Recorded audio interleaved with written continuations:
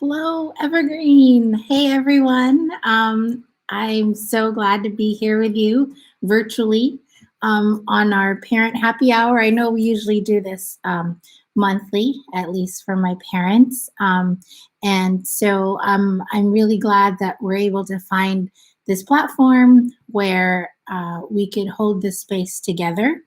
And I'm able to talk a little bit about the information on distance learning and hopefully address any concerns that you have uh, and and just be able to have a conversation with you that we haven't had in a long time since our last parent happy hour. And so I hope that you are safe in your homes, and I hope that you are staying well and keeping busy as best as you can. Here we go. So thank you so much for joining once again. I see about 40 people are already joined and logged in. So hi, Evergreen parents. It's so nice to see you. You do have to have a YouTube account in order to be able to post a question. And I see your questions here. I will see them. And so as you post questions, I will try my best to answer them. If not, I will circle back somehow with you. So while we wait for questions to pop up, I do want to address a few things at first. So since March 31st, due to our school closure due to COVID-19, we are officially on distance learning. As a school and as a district at large. And so, what that means is that your students' teachers hopefully have been communicating with them, whether it be via loop mail or their Gmail or through Google Classroom. About the way that they're going to interact with them on distance learning. And because our school will not be returning in its physical sense on campus, distance learning will continue till the last day of our school year, which is May 28th. And so the first question, one of the questions that have come up is, since we are distance learning until May 28th, what happens with finals? And so recently, the principals and our superintendent have met, and it was decided that there will be no final schedule that will be posted. Normally, if we are in session during school time, in physical school, we would have a final schedule, for example, 2-hour blocks. But because of our distance learning situation, we are not going to be doing that. And so, what we've instructed our teachers to do for finals for the end of the second semester is that they can give projects or presentations or performance task or something that can be done at a student home and can be presented virtually, possibly in a Zoom or some other manner. And so that's how the finals will go. And so I actually do have my first question here about the March 13th grade floor. So there's been a lot of conversation about that, and I do want to spend some time talking about it. So because our last day of physical school was March 13th, there was a MOU, a memorandum of understanding, that was drafted between our leadership at the district office, as well as our teachers union, ESTA, and this is a common agreement across all parties that the grades that the student held on March 13th would be the grade floor. So what that means is that any assignment or any test or project or presentation that was assigned, completed, turned in by March 13th, that is where the floor lies. And so, for example, if counting all of those assignments, the grade is a C on March 13th, with all those assignments counted, then the grade can't be lower than that for the rest of the semester.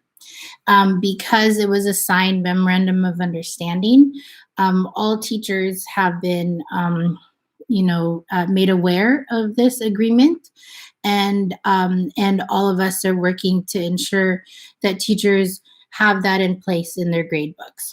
So what we're running into right now is that there are some situations where grades have not been posted for assignments that were given and completed prior to March 13th.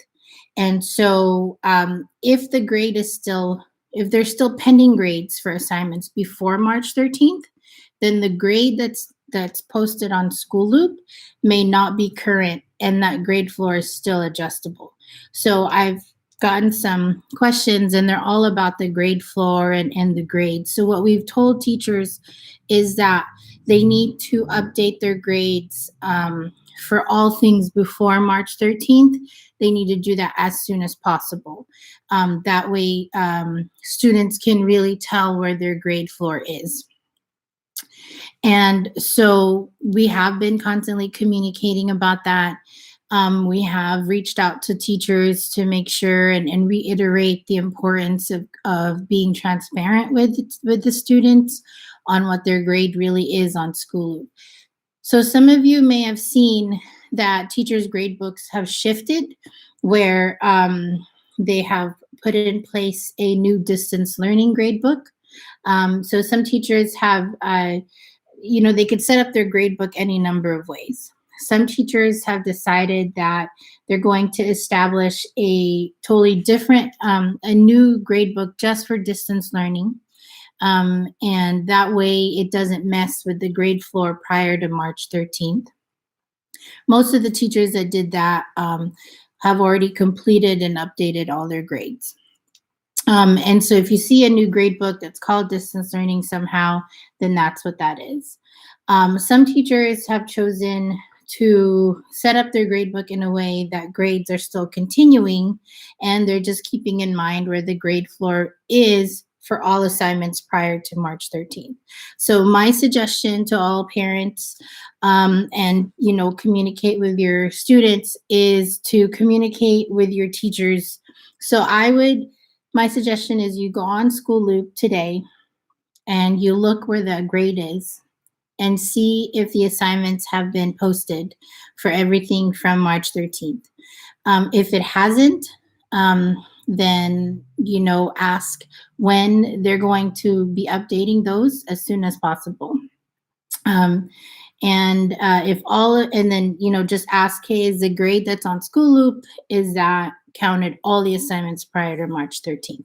So the idea is that from now until May 28th, whatever that grade is with all the assignments counted from March 13th or by March 13th will only improve their grade. So all distance learning assignments are designed to only help improve the student's grade and not to affect them negatively. This is done largely because we know there's, we're in a tough situation, all of us, and we want to be able to, be considerate of that and be able to, this is a unique situation that we're all in and students are placed in. And so we want to be able to give the students the benefit of the doubt. There is another question on the expectation of classes taken via Zoom or some other platform. So there are multiple platforms that teachers can use.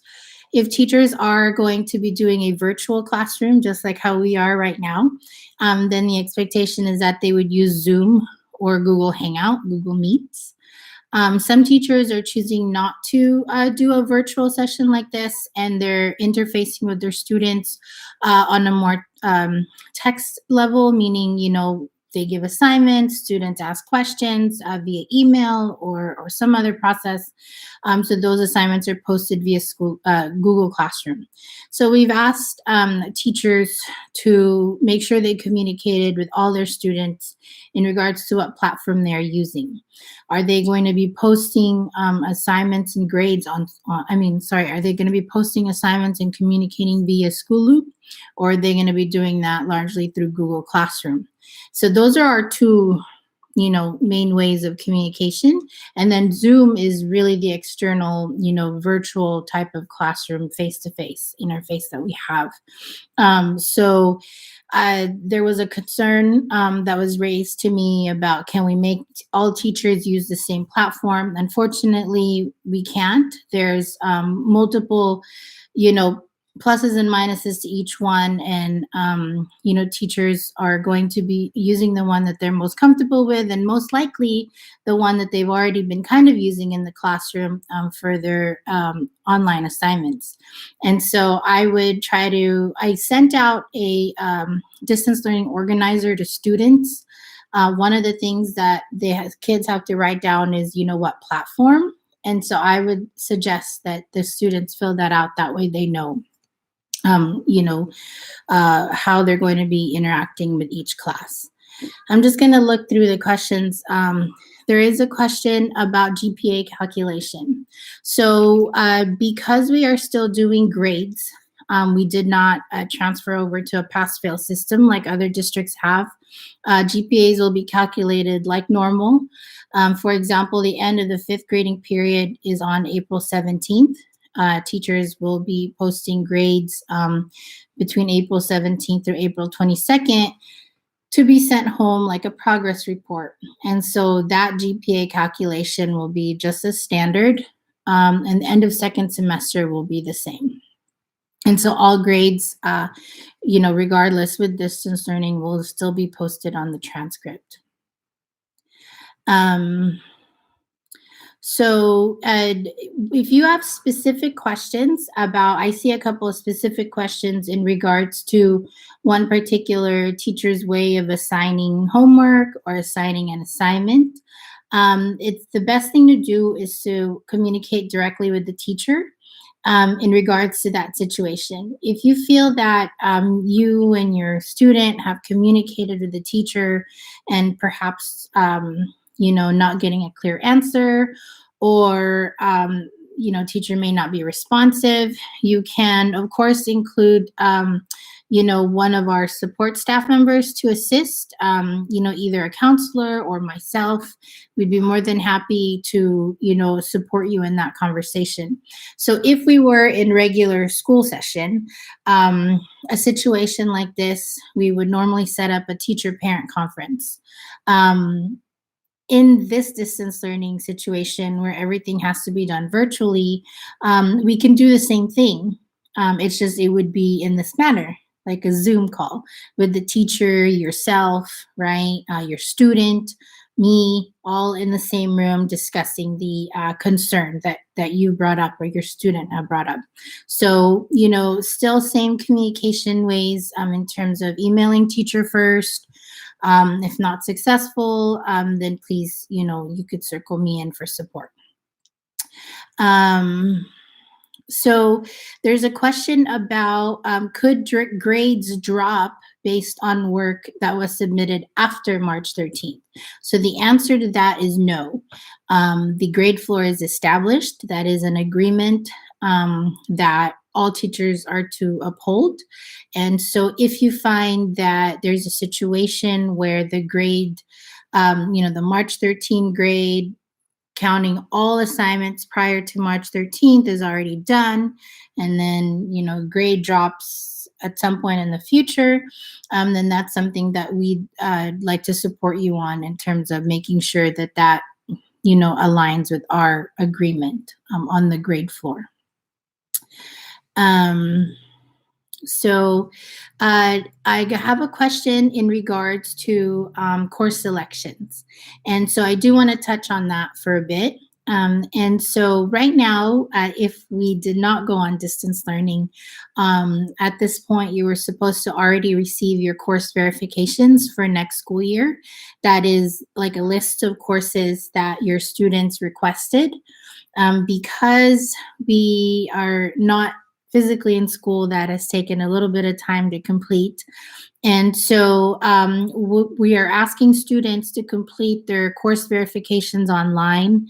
Their counselors and myself have emailed them. We'll email them again.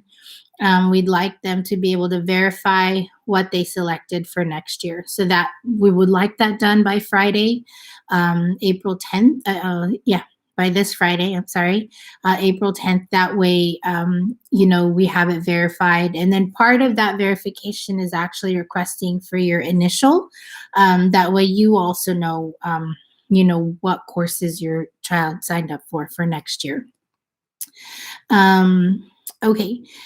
So, for in terms of, there's a question in regards to advanced placement. And so we're going to shift a little bit to advanced placement. And so for advanced placement, because of our closure, AP has put out, a College Board has put out an update of how AP exams will be this year. And so they are all going to be done online at home.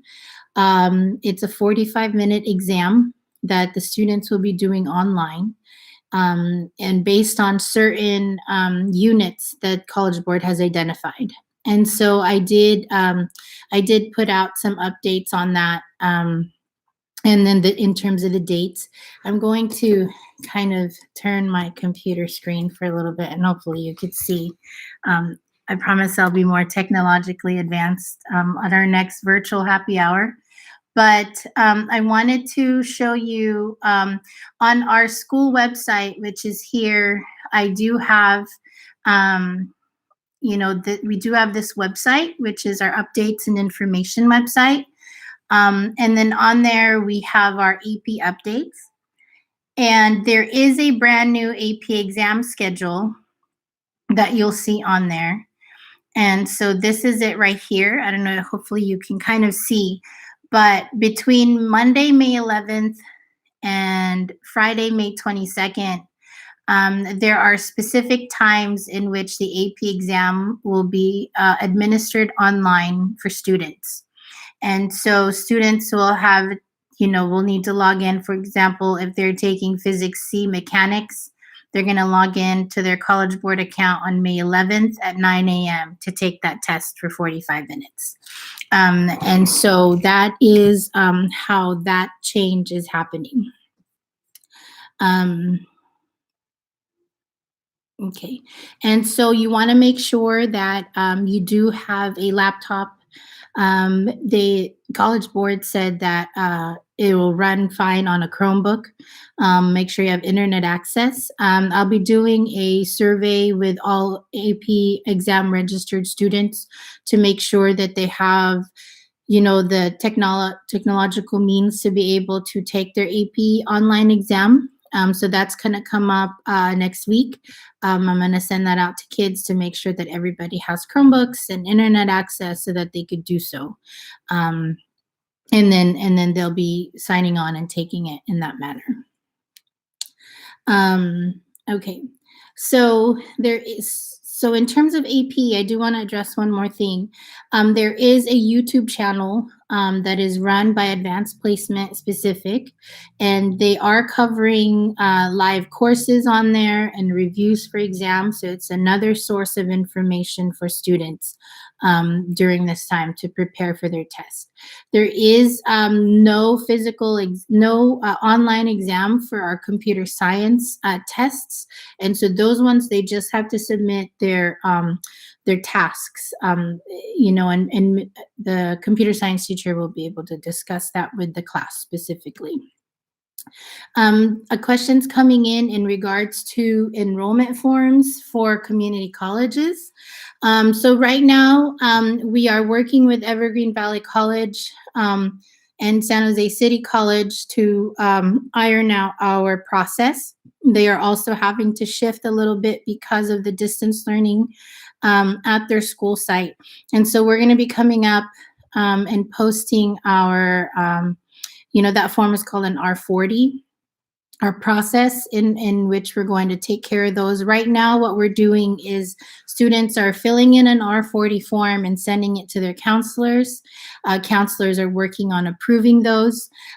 We just need to, there's been some shifts in the community college system in regards to specific to math and the prerequisites for those classes. And so we want to make sure that we get those straightened out and get them out to the students. That way they know, what classes they can take and how they would be able to do so.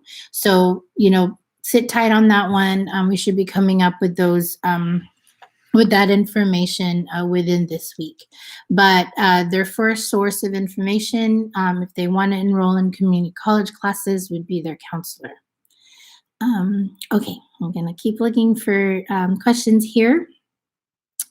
The question about teachers covering the rest of the school material for the remainder of the school year.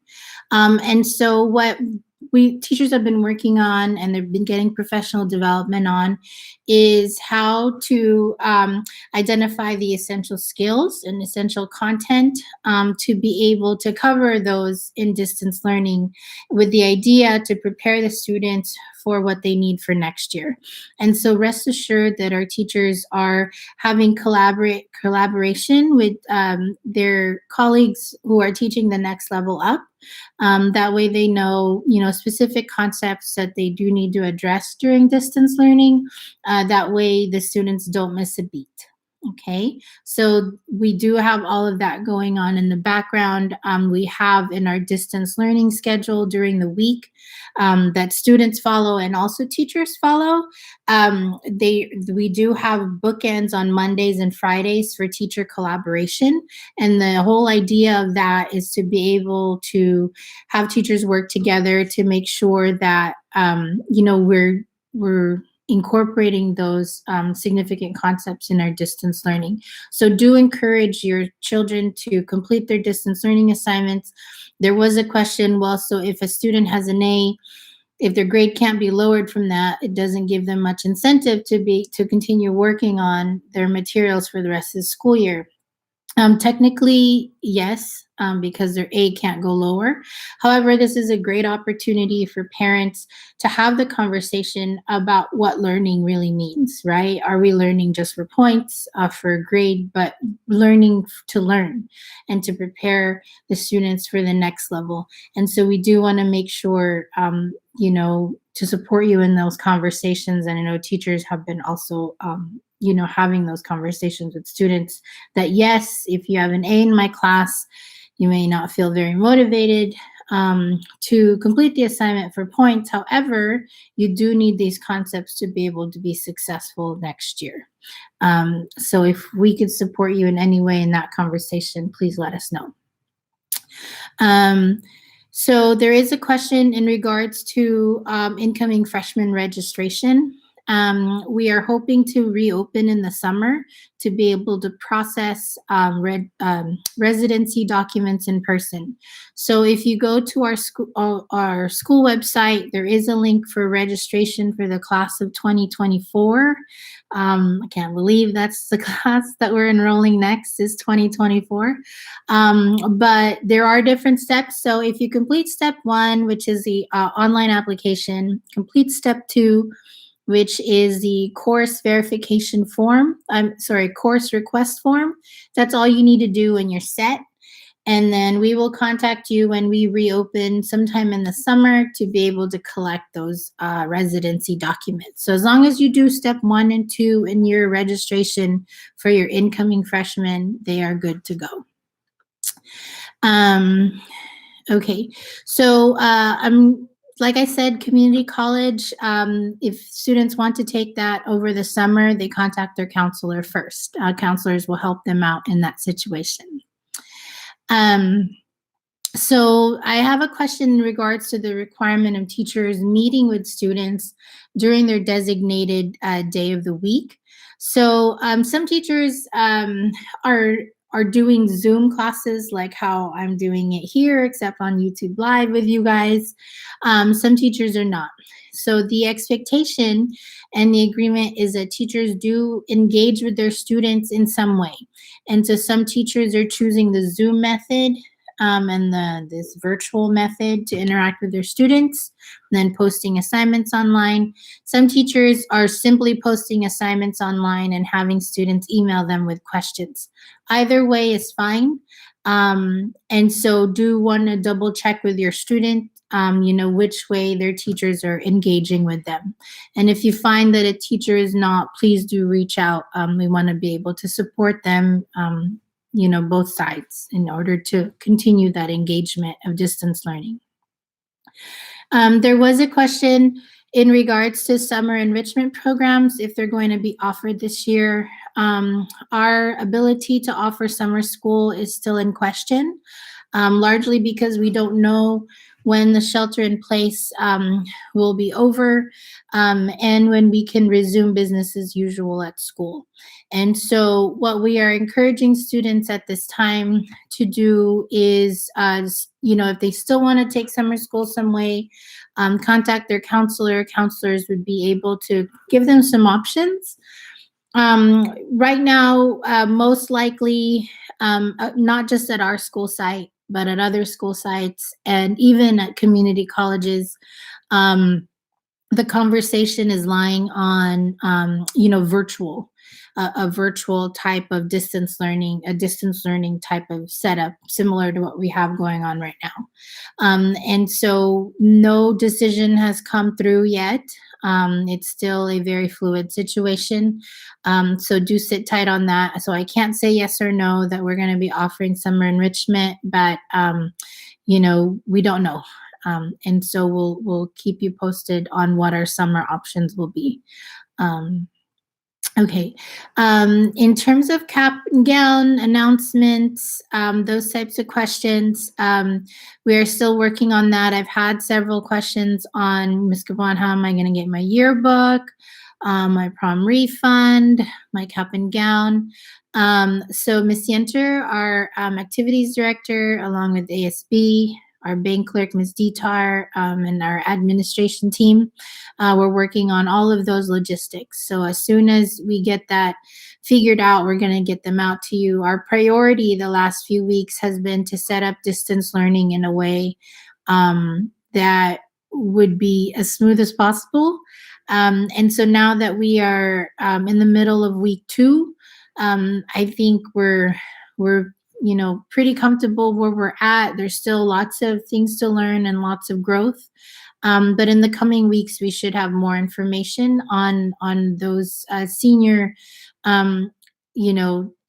concerns. And we do really feel our seniors, and, we're very saddened that we're not able to have those closing months of senior moments, but we're gonna try to salvage as much as we can.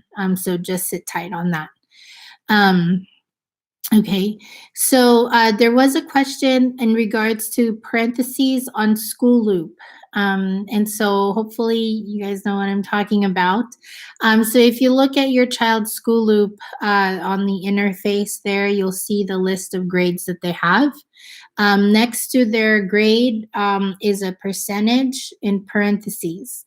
You may see a negative, or you may see a positive, or you may see nothing.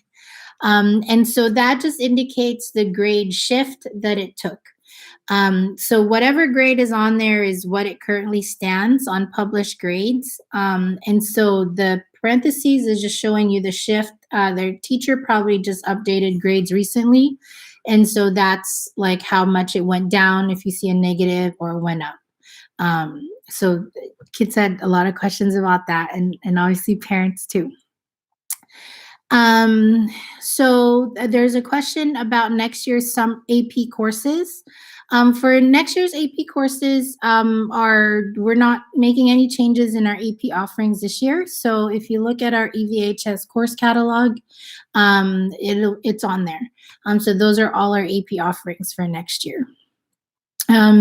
So same question goes on returning books. That is also something we are having to make a decision on. Similarly, we've had lots of questions on collecting items from PE lockers. So in the coming weeks, we're going to be putting out information on how to return books and how to collect items from PE lockers. And so do sit tight on those announcements. We will be emailing them, posting them on our website, and communicating them in all the channels that we have going on. The question about do we accept courses taken online at UC Scout for advanced placement or credit? So anything that is taken outside of our school, we don't post on our transcript. We will consider them if they are a WASC accredited school. We will consider them for placement.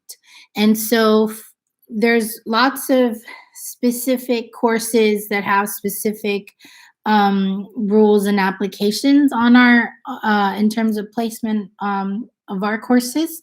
So my suggestion is to communicate with your counselor on what your plans are. That way they can advise you on which way is best to go with these. We don't promote any other external private institution, in terms of enrichment courses or none of that. But if you do ask a question in terms of wanting to take those courses, your counselor will be able to advise you on that. So do email your counselor for those types of questions. I don't know the computer requirements for AP online exams. According to College Board, they're as long as a student has a functioning laptop and a way to connect to the internet, that it should be fine. They will be releasing the logistics of the test setup and requirements soon. So as soon as we have that, we're going to be emailing that out to students. But for now, if they have one of our district Chromebooks, that should suffice, because even if it does require a camera, the Chromebooks do have that capability. Okay, so in terms of course selection and confirmation, we are asking, I'm going to say it again, we are asking that students complete their course verifications by this Friday. And so students received an email from their counselors on that. We'll continue to be blasting email to students on a daily basis this week to remind them to complete their online course verifications. And so that's how they're going to be receiving those. In terms of which specific AP classes they will be able to get into for next year, we won't know that until the summer. And so all the course verification is it's a list of the classes they requested. And it lists their alternates, and so we just want to make sure that those are the classes that they wanted for next year, and these are their backups. And so having that, once we put together our master schedule and start building the rosters for each class, then we'll know which specific class students have. And so the final I guess way of knowing which specific class they're in specifically for AP classes will come out later on at the end of the summer. There is a question on GPA calculation. GPAs will be calculated just as they normally would. So there's no shift in how we calculate GPAs. So I do the questions have kind of paused for a bit. So I do want to address something that hasn't been asked on the questions that some of you may have a question about, is that the impact of our closure on UCs and CSUs. And so what UCs and CSUs have decided, and they put it out on our updates, we have the updates on our school website, so you can go on there and take a look, is that any course that the student is taking in spring, which is right now, in summer 2020, as long as they are passing those classes, they are considered as meeting the A through G requirements. And so there is no sort of penalty. I don't know how the CSUs and UCs will be calculating that for juniors and sophomores once they apply. But if it was for seniors right now, what they're considering is that as long as you're passing all your classes and you didn't straight up fail those classes, then you're fine and you're meeting the requirements, and they won't be rescinding any of those.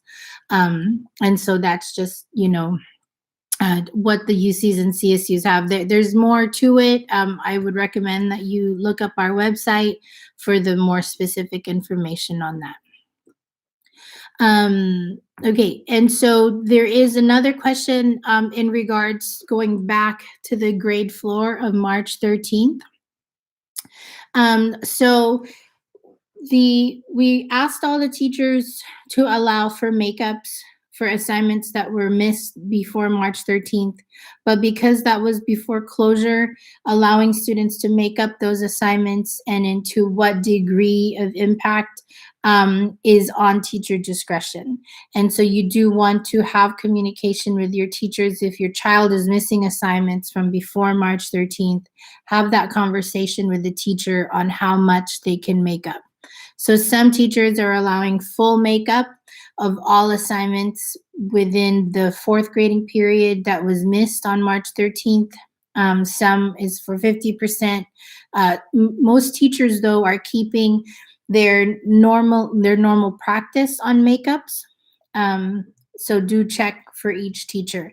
However, the non-negotiable is that counting all assignments assigned, completed, and due by March 13th, those grades, it's that's the floor, and it doesn't go lower than that for the rest of the semester. So there's a question on the teachers can still update grades if the test or assignment or whatever it was prior to March 13th. So you want to make sure that you communicate with your teachers, if the grades that are posted on School Loop right now are current and counting all assignments. The last day of this semester is May 28th. And so no worries, I'm going to reiterate finals for our end of school year. So someone asked, do we have spring break since it was canceled? What the district did is that they took the week of spring break, which was April 6th through 10th, this week supposedly, and they just tacked that at the end of the school year. And so our last day of school is actually May 28th. I don't know if they made the adjustment on the district calendar yet, but the last day of school is May 28th. And for finals, we are not doing a special final schedule. What we told teachers is that what they need to do is they could assign a final project, assignment, presentation, whatever they feel is necessary for their class, but there won't be some sort of final schedule. And so the end of the fifth grading period is April 17th, which is next week. So that's the end of the fifth grading period. And then after that, then it's the last grading period.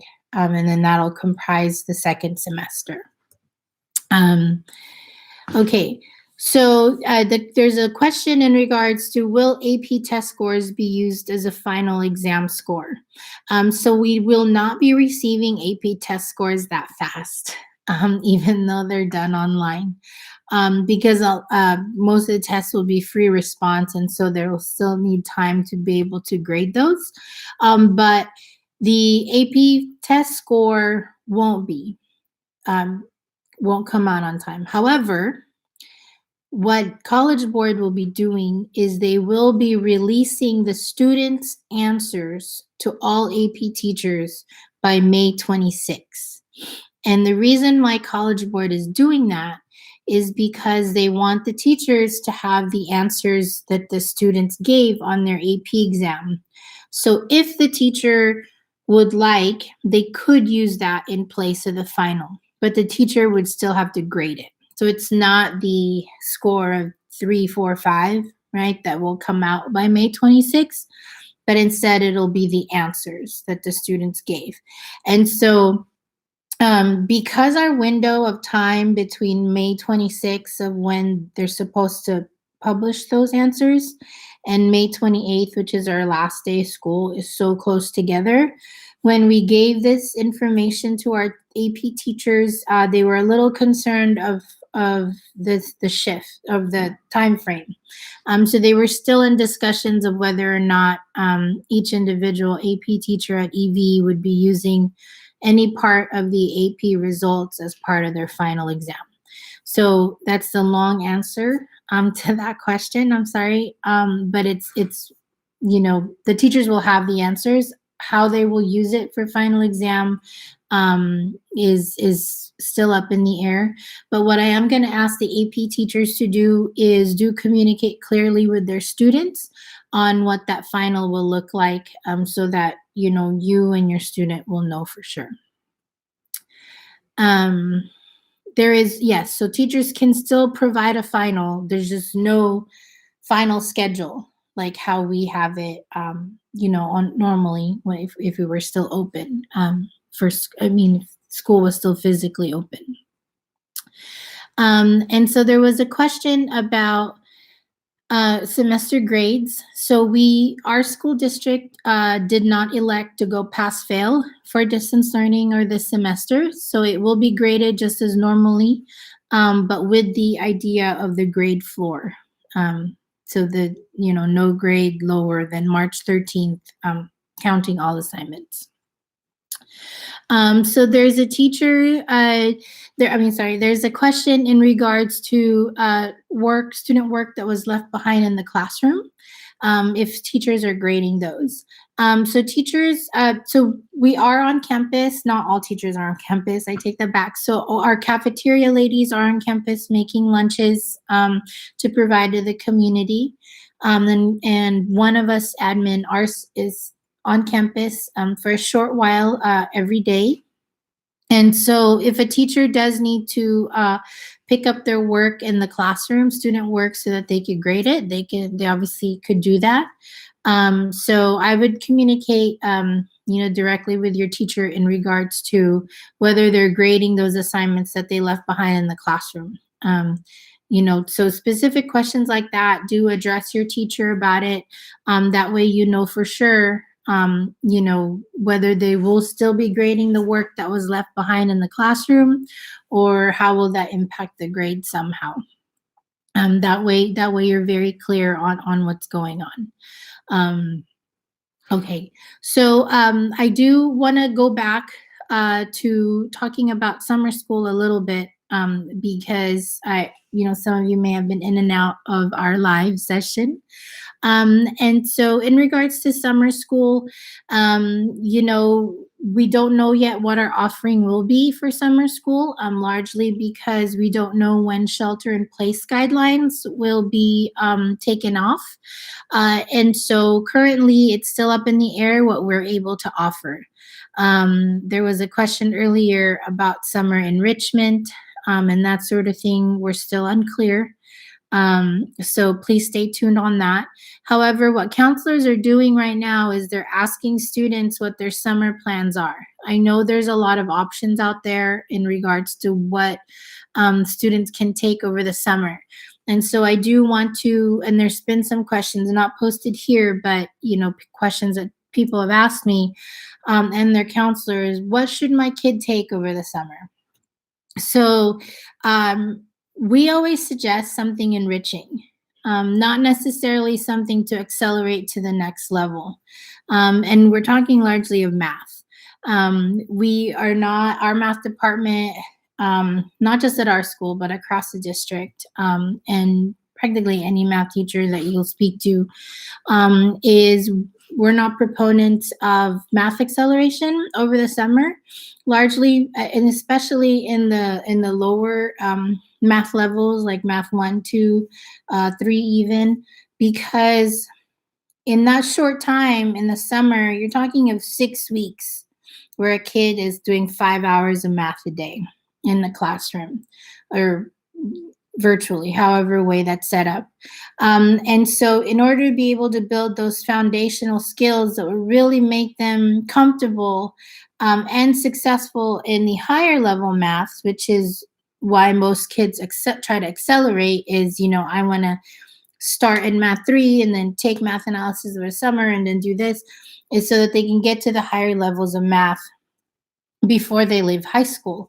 But really, as long as you end in calculus, if you're going to a STEM major, um, you're just as competitive as anybody else.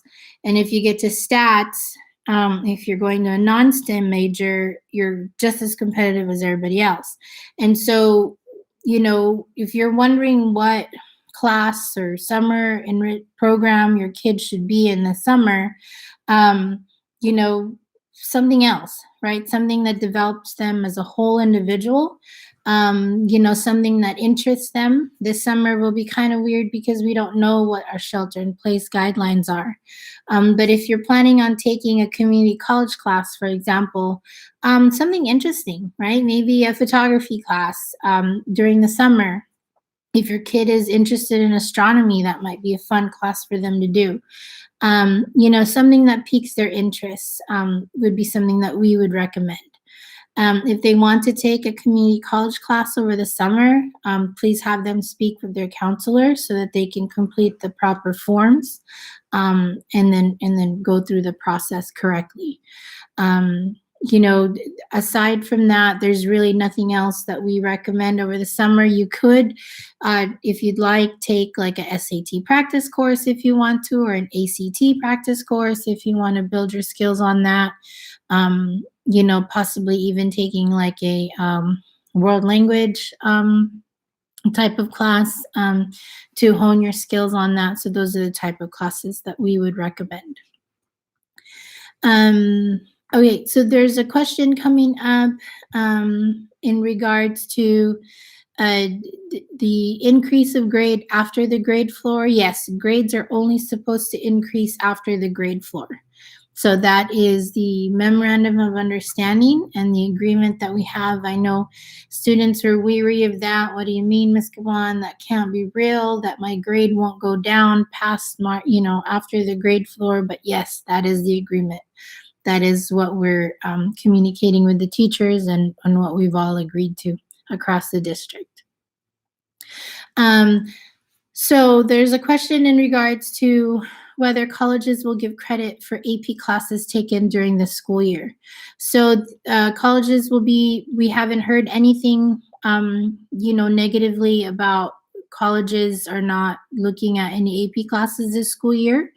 The reason why we're still doing the AP exam is largely because of that, because, College Board, in conjunction with universities and colleges and high schools, have decided that advanced placement courses, are very valid, and they continue to be. And so we haven't heard any news that AP classes this year won't be counted any more than they would on a regular basis. And so I do want to remind you, however, that there's a limit to the number of AP classes that colleges and universities will give you credit for. And so, we've seen a lot of students wanting to request lots of AP classes, and they are going over the college and universities, kind of limit to that. And so the limit there is 8. And so they'll only give you credit for 8 AP classes that you pass and the exams that you pass. And so our recommendation, same thing as the college and university's recommendation, is that students take AP classes that they want to challenge themselves on, and that they could focus and do well on. It is better to it's better to do well, really well, on both the class and the exam on a fewer number of APs than it is to take all the AP classes and then you're struggling and not doing well. And so keep that in mind as you assist your children in signing up for APs. Keep that in mind as to that limit of 8. And being very selective of what AP classes you're having them sign up for. So there's a question about graduation pictures. I'm not too sure about the attire for graduation pictures. That's for next year. That's I'm gonna divert that question and we'll answer it a different way once we know about that because I don't know offhand that information. So there's a question in regards to fifth grading periods. What will be published, the floor grades or the distance learning grades? Great question. So the what will be published on fifth grading period, it depends per teacher. So some teachers um, have stated that on fifth grading period, they will be publishing floor grades, meaning those are the grades March 13th and prior. That way it's a clear, division. And then sixth grading period grades that will be published, that's a separate distance learning grade. Some teachers are saying, okay, I understand floor grades, but floor grades on March 13th, my grades were updated. And then there's, from, March 16th to April 17th, that's distance learning. So it'll be floor grades plus distance learning up to April 17th. So I would communicate with each teacher individually to determine who's going to publish what, floor grades or floor grades plus distance learning. I know that's, I wish I could tell you that, oh, fifth grading period is just this grade. But grading is just based on teacher, the teachers are the ones in charge of the grades. The only thing though that we have all agreed on is that March 13th is the floor. All assignments prior to March 13th, that is the floor, meaning that it doesn't go lower than that. So that's the agreement across the board. So in summer school, a backup plan. So we don't have a deadline for counselor approval for Evergreen Valley classes just to, as of now. We are going to come up with new information on that just because EVC has shifted a little bit because of this situation where we're all virtually working from home and distance learning. So we'll be giving that information out shortly, probably early next week. Okay, so again, in terms of graduation attire, I'm going to defer that over to our activities director and then possibly have her come up with language on that. That way we all know, the expectations for attire, if we have any, or the rules on that. Okay, so just to kind of wrap things up a little bit, we are coming up at the hour.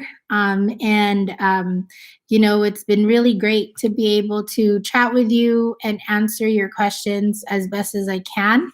And hopefully you found this method helpful at addressing your questions, make you feel like you're talking to someone from the school. And so I do want to, invite you to join Mr. Kleckner's coffee chat, which is on Friday. We normally have this, where I'm the evening happy hour, right? And he's the morning coffee chat on Fridays. And so we still wanted to continue that schedule. And so this Friday, Mr. Kleckner is hosting a coffee chat virtually. The link was sent out. I'll be posting the link on our Facebook group, parents, and also it'll go out via email. I think Miss Zuli Reyes put it out there on the email. But before we close, I do want to kind of laundry list a few important things. One is please have your students complete their course verifications by this Friday. Counselor sent out a link to that. So please have them do that by Friday. Second, please have, your kids find out when their AP exams are going to be based on the new AP exam schedule. We're going to be asking for technology needs from all AP students shortly. That way we know everybody has the technology that they need to take their exam. But all AP exams are 45-minute online exams. Um, Third, the fifth grading period ends on April 17th. And our last day of school is May 28th, with distance learning taking us all the way to the end, guys, May 28th. I also want to reiterate the idea of the grade floor that across the district we have agreed to.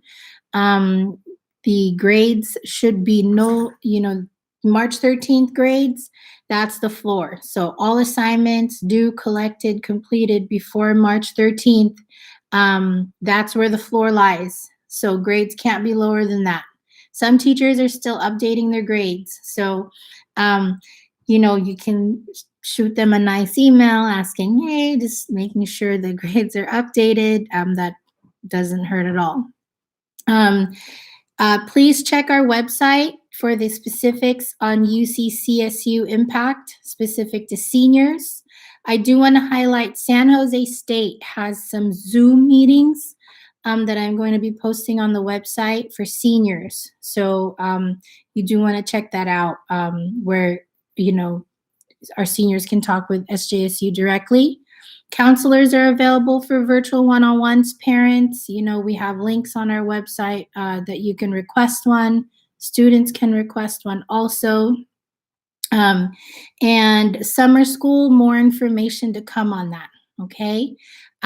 So I just really want to thank you guys, 112 of you, that's awesome, for joining my YouTube Live.